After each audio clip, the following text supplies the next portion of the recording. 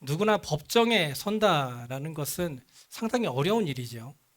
특히 이 어떤 사건의 증인으로 법정에 서게 될 때는 더 그렇습니다. 내가 하는 증언으로 인해서 이 사건의 결과가 바뀔 수도 있기 때문에 이 종으로 서게 될 때에는 더 신중하고 조심스러울 것입니다.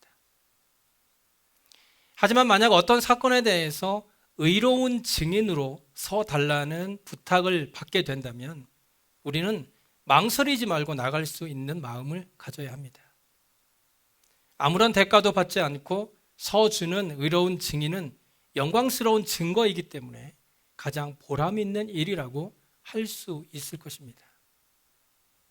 그런데 이 만왕의 왕이시고 의의 왕, 평강의 왕이신 그리스도께서는 자기의 제자들에게 그리고 오늘날 그를 믿는 모든 자들에게 자기의 증인이 되어 달라고 부탁하셨습니다.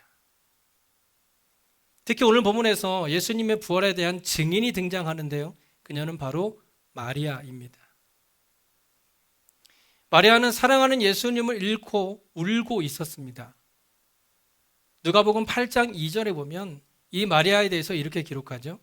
또한 악귀를 쫓아내심과 병고침을 받은 어떤 여자들 곧 7 귀신이 나간 자 막달라인이라 하는 마리아. 이 마리아는 예수님을 잃은 슬픔에 부활하신 예수님을 바라볼 수도 없었습니다. 부활하신 예수님이 바로 뒤에 계셨는데도 그녀는 슬픔에 잠겨서 그냥 울고만 있었던 것입니다. 아마도 마리아는 예수님이 정말로 부활하셨을 것이라고는 생각조차도 하지 못했던 것 같습니다. 그녀는 그저 예수님이 죽으심에 대한 애도를 위해서 무덤에 찾아왔던 것이죠. 그런데 그녀는 이 예수님의 부활에 대한 가장 중요한 증인이 되었습니다. 부활하신 예수님을 가장 먼저 보고 제자들에게 알려야 하는 증인이 되었던 것입니다. 이 부활에 대한 증거는 너무나도 심각한 문제였습니다. 왜냐하면 이것은 크리스마스의 증거보다 훨씬 더 중대한 사건이었기 때문입니다. 당시에 대제사장들과 서기관들은 이 그리스도를 피살하는데 총력을 기울였고 예수는 하나님의 아들이 아니다라는 것과 보잘것없는 목수의 아들로 태어나서 이 사기꾼 행각을 일삼아온 자라고 단정하여서 죽여버린 통쾌감에 자만하고 있었습니다. 그리고 그들은 부활에 대한 예수 그리스도의 예언은 죽음을 앞둔 열등감에서 오는 공갈과 위협이라고 단정한 나머지 제자들이 이 예수의 시체를 도적질해서 감추어버리고 이제 예수가 부활했다라는 헛소문을 유포할 것이라는 추측에 이 예루살렘 성안은 굉장히 술렁이고 있었습니다. 그래서 그들은 예수님의 무덤 문 앞에 커다란 바위를 굴려다가 그 무덤 문을 틀어 막아놓고 아무도 손을 대지 못하도록 인봉하고 군병들을 시켜서 보초를 서도록 했던 것입니다. 그런데 이상하게도 무덤에 막혔던 바위덩이는 굴러가 버리고 그리스도는 죽음을 이기고 부활하셔서 무덤에서 걸어 나오신 것입니다. 이런 사태가 일어나자 겁이 난 파수꾼들은 이 예루살렘 성에 들어가서 대제사장들에게 이 사실을 솔직하게 보고하였습니다.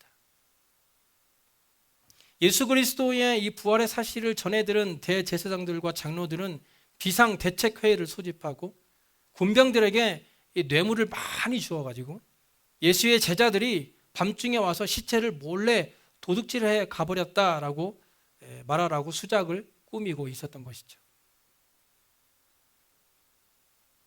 하지만 이 제자들에게는 돈도 없었고 정치적인 배경도 없었습니다.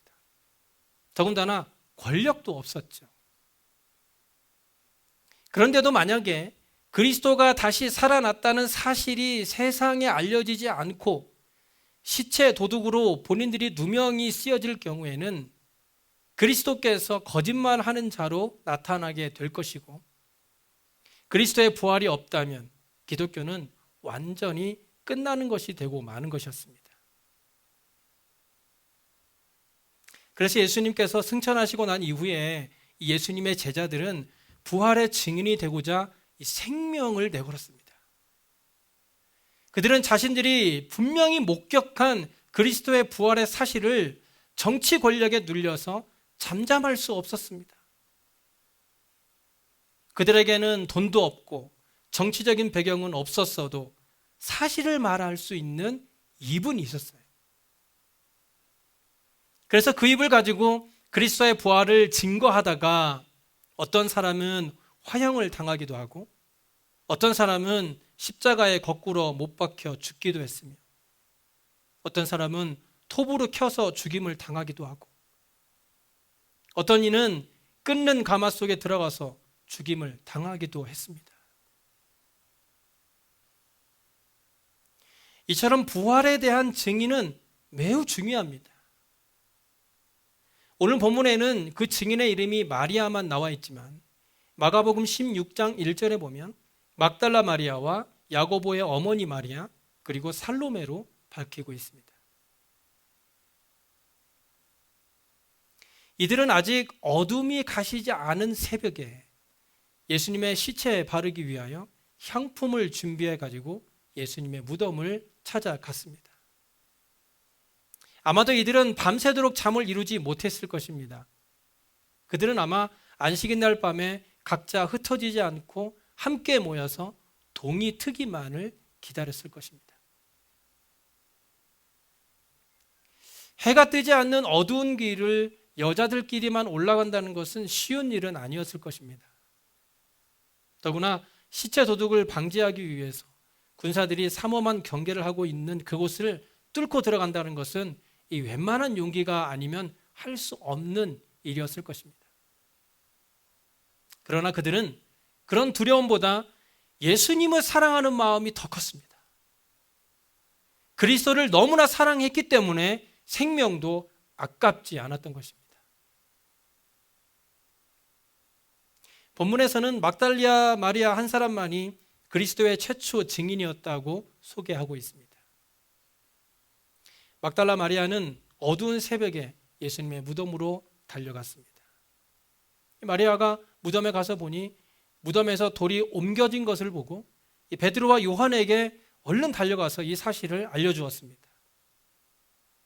베드로와 요한은 무덤 속까지 들여다보고 예수님의 시체를 쌓았던 세마포와 수건만 남아있는 것을 발견하고는 바로 집으로 돌아갔습니다. 베드로와 요한이 돌아간 후에도 마리아는 혼자서 무덤 밖에 서서 울고 있었습니다. 한참을 울다가 허리를 구부려 무덤 속을 들여다보니 흰옷 입은 두 천사가 예수님의 시체를 뉘었던 곳에 하나는 머리 쪽에 하나는 발 쪽에 앉아 있었습니다. 천사가 마리아에게 물었습니다. 어찌하여 우느냐? 마리아는 사람들이 내 주님을 옮겨다가 어디에 두었는지 내가 알지 못해서 그렇다라고 대답했습니다. 이 말을 하고 돌아섰는데 뒤에 예수님이 계셨으나 마리아는 알아보지 못했어요. 예수님은 마리아에게 물으시죠. 여자여, 어찌하여 울며 누구를 찾느냐? 그런데 마리아는 예수님이 그저 그 동산지기인 줄 알고 당신이 옮겼다면 어디에 두었는지 내게 알려주세요. 그러면 제가 가져가겠다라고 대답했습니다. 그때 예수님은 마리아의 이름을 부르셨습니다. 마리아야. 자신을 부르는 예수님의 음성에 마리아는 정신이 번쩍 들었습니다. 예수님이 살아계실 때 자신을 불렀던 그 인자하신 음성으로 지금 그분이 다시 마리아의 이름을 부르고 계신 것이었습니다. 마리아는 라보니라고 불렀습니다. 이 말은 히브리어로 선생님이라는 말이죠. 예수님은 죽었고 그 시체를 누군가가 훔쳐갔다라고 생각했던 마리아는 다시 살아나셔서 이 마리아를 부르고 계시는 예수님의 음성에 너무 기뻐서 예수님께 달려들었습니다. 그러나 예수님께서는 내가 아직 아버지께로 올라가지 않았다라고 하시면서 만지지 말라고 하셨습니다. 그러면서 예수님은 마리아에게 부활의 증인으로서 해야 할 일에 대해 말씀해 주셨습니다. 너는 내 형제들에게 가서 이르되 내가 내 아버지 곧 너희 아버지 내 하나님 곧 너희 하나님께로 올라간다 하라. 우리는 이 부활의 기쁜 소식을 전하러 가는 이 마리아의 모습을 상상해 볼 수 있지요. 죽은 줄로만 알았던 예수님이 나셨다라는 소식을 전하러 가는 그녀의 발걸음은 기쁘면서도 떨리는 발걸음이었을 것입니다. 발걸음은 날아갈 듯 가벼웠고 얼굴에는 미소가 가득했을 것입니다. 그리고 조금이라도 더 빨리 가려고 힘든지도 모르고 막 달려가고 있었을 거예요. 예수님께서 이 부활하신 후에 여자에게 처음 나타나셨다는 것, 그것도 이 사실이 이 사복음서에 모두 기록되어 있다라는 것은 아주 중요한 의미를 가지고 있습니다. 당시에 사회 속에서 억압받고 있던 이 여인에게, 그것도 이 보통 여인도 아니고 큰 범죄의 기록이 있는 여인에게 먼저 나타나셨다라는 것은 이 그리스도께서는 항상 심령이 가난한 자들에게 먼저 찾아온다라는 것을 보여주신 것입니다. 이것은 우리가 예수님을 만나고자 할 때에 우리의 심령이 어떠해야 하는가에 대해서 다시 한번 생각하게 합니다. 예수님께서는 마태복음 5장 3절 이하에 심령이 가난한 자는 복이 있나니 천국이 그들의 것이며 애통하는 자는 복이 있나니 그들이 위로를 받을 것이라고 말씀하였습니다. 예수님은 돈이 많다고 해서 그 사람을 먼저 찾아가는 것이 아니에요. 헌금을 많이 한다고 해서 먼저 찾아가는 것도 아닙니다. 또는 목사라서, 장로라서, 주님은 어떤 직분을 가진 사람에게 먼저 찾아가는 것도 아닙니다. 예수님이 먼저 찾아가는 사람은 마리아와 같이 예수님을 사랑하고 심령이 가난하여서 다른 어떠한 것보다도 예수님을 우선으로 사는 사람에게 먼저 찾아가시는 것입니다. 그 사람이 어떤 큰 죄를 지었던 죄인이었다 할지라도 주님을 만나고자 하는 간절한 기대가 있는 그 사람에게 우리 주님은 찾아가시는 줄로 믿으시기 바랍니다. 마리아는 그렇게 부활의 증인이 되었습니다. 마리아가 목격한 예수님의 부활은 인류의 소망이 되었고 그 부활을 믿는 모든 사람들은 영생의 기대와 소망을 가지고 살아갈 수 있게 된 것입니다. 하지만 이런 부활의 소망이 없는 사람들은 낙심할 수밖에 없죠. 엠마오로 내려가던 두 청년은 낙담하여 실망했던 이유가 바로 여기에 있습니다. 또한 부활의 소망이 없는 사람에 대해 사도 바울은 고린도전서 15장 32절에 죽은 자가 다시 살아나지 못한다면 내일 죽을 터이니 먹고 마시자 한다고 말씀했습니다. 만약 우리에게 부활이 없다면 모든 사람은 그저 자기가 하고 싶은 대로 먹고 마시며 불법과 불의에 빠져서 죄악 가운데 살게 될 것입니다. 왜냐하면 내일이 없기 때문에 오늘의 삶을 그저 쾌락으로만 즐기려고만 한다 하는 것이죠. 그러나 부활의 소망 아래 사는 사람들은 바울의 말과 같이 견고하며 흔들리지 않으며 진리에 담대하고 주의 일에 더욱 힘쓰는 자들이 될 것입니다. 왜냐하면 그리스도의 부활은 선이 악을 이긴 것이고 빛이 어두움을 이긴 것이며 진리가 비진리를 이긴 것이고 생명이 사망을 이긴 것이기 때문입니다. 이렇게 부활의 의미가 큰 것이기 때문에 절망 속에 허덕이는 사람들을 위하여 부활의 소망을 전하는 증인은 영광스러운 것입니다. 하지만 그런 그리스도의 부활의 증인은 아무나 될 수 있는 것이 아닙니다. 그리스도의 부활의 증인이 되기 위해서는 몇 가지 조건이 필요한데요. 이 시간 저는 세 가지로 한번 생각해 보았습니다. 첫째, 그리스도의 부활의 증인은 마리아처럼 예수님을 사랑하고 사모하는 사람이어야 합니다. 예수님의 시체라도 보고 싶어서 달려갔던 이 마리아의 사랑, 어둠도 무덤을 지키던 병사들도 두려워하지 않고 무덤을 찾았던 이 마리아의 사모하는 마음, 그리고 시체에 바르려고 비싼 향품을 가지고 갔던 그 열정, 다른 사람은 다 실망하고 돌아갔으나 혼자서라도 끝까지 포기하지 않고 예수님의 시체를 찾았던 그 마리아의 사랑이야말로 부활의 증인이 가져야 할 가장 중요한 요건이라고 할 수 있는 것입니다. 두 번째로 그리스도의 부활을 목격한 사람이어야 합니다. 증인의 가장 중요한 요건 중에 하나는 목격자여야 한다는 것이죠. 그리스도께서 부활하신 사실을 믿지 못해서 울고만 있던 이 마리아는 부활하신 그리스도를 목격한 후로는 힘있게 부활을 증거하였습니다. 그리스도인들을 핍박하던 바울도 부활하신 주님을 만난 이후로는 생명을 걸고 복음을 증거했던 것을 볼 수 있습니다. 하지만 우리는 예수님의 부활을 직접 목격한 사람들은 아니죠. 이에 대해 바울은 갈라디아서 3장 1절에 이렇게 말씀합니다. 어리석도다 갈라디아 사람들아, 예수 그리스도께서 십자가에 못 박히신 것이 너희 눈앞에 밝히 보이거늘 누가 너희를 꾀더냐. 우리가 그리스도의 부활의 증인이 되는 것은 육신의 눈으로 보았기 때문에 증인이 되는 것이 아닙니다. 우리의 믿음이 우리의 눈에 보여지지 않는 것처럼 우리가 예수 그리스도의 부활을 믿는 그것으로 우리는 증인으로서 충분한 자격을 가진 것입니다.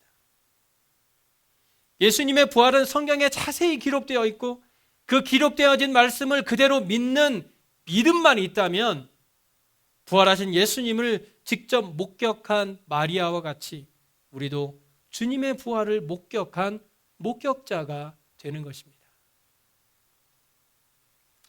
마지막 세 번째로 마음속에 그리스도께서 부활한 사람이라야 부활의 증인이 될 수 있습니다. 예수님이 십자가에서 죽으신 후에 낙심하며 고향 엠마오로 돌아가던 이 두 청년은 부활하신 그리스도의 말씀이 그들의 심장 속에 다시 뜨겁게 살아나게 될 때에 가던 길에서 돌아서서 예루살렘으로 달려가 부활을 증거했던 것을 볼 수 있습니다. 마찬가지로 우리의 마음속에 부활하신 예수 그리스도께서 살아계셔서 우리의 삶을 주관하시고 우리를 부활의 기쁨 가운데 살아갈 수 있도록 역사하는 삶이 되어야 합니다.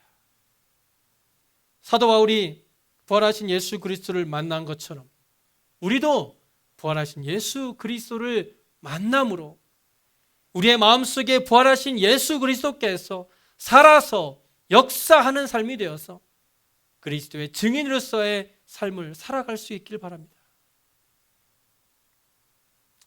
마리아는 이렇게 부활의 증인이 되었습니다. 그리고 주님을 떠나서 가장 먼저 한 일은 제자들에게 이 사실을 증거한 것입니다. 물론 부활의 증인이었던 마리아의 말을 들은 이 주님의 제자들은 여전히 부활의 사실을 믿지 못해서 방문을 꽁꽁 걸어 잠그고 여전히 두려움에 떨면서 모여 있었지만요.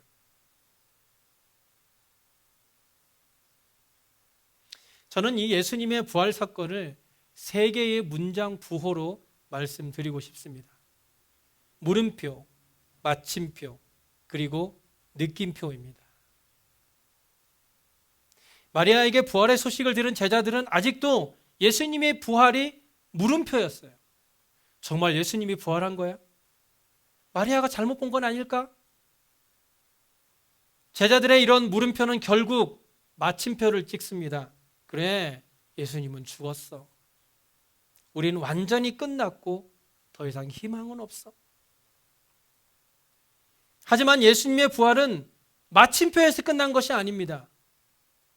누가복음 24장 5절 이하에 어찌하여 살아있는 자를 죽은 자 가운데서 찾느냐? 여기 계시지 않고 살아나셨느니라. 예수 그리스도는 살아나셨습니다. 믿으십니까? 여기 계시지 않고 살아나셨습니다. 그래서 예수님의 부활은 느낌표입니다. 예수님은 죽음의 권세를 이기시고 3일 만에 살아나셨습니다. 예수님은 모든 사망 권세를 이기시고 부활하셔서 우리에게 부활의 소망이 되시고 우리에게 영원한 생명을 약속해 주셨습니다. 그러므로 우리는 예수님의 부활을 믿고 증거하는 증인이 된 것입니다. 이제 우리는 더 이상 물음표가 아니라 예수 그리스도께서 살아나셨다는 느낌표를 증거하는 부활의 증인이 되어야 합니다. 우리의 죄를 위해 이 땅에 오셔서 십자가의 고난 속에서 죽으시고 3일 만에 부활하셔서 부활의 첫 열매가 되신 예수 그리스도의 부활이 저와 여러분의 삶 가운데에서도 살아있는 능력이 되어서 이제는 예수 그리스도의 부활을 증거하는 증인으로서 담대하게 이 생명의 부활을 증거하며 살아가는 저와 여러분의 삶이 되시길 간절히 소원합니다.